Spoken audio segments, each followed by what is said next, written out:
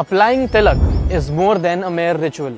It is a conscious act that reflects your inner intentions and your commitment to purity. Act of applying tilak reminds you that true spirituality is not just about the gesture, but about the sincerity behind it.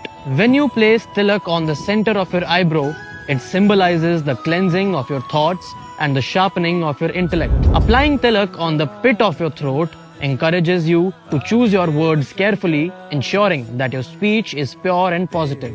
Similarly, the tilak on the heart center signifies the importance of maintaining sincere and pure emotions. Remember, your thoughts, words, and feelings are the foundation of your actions. With pure intentions, your actions naturally follow suit.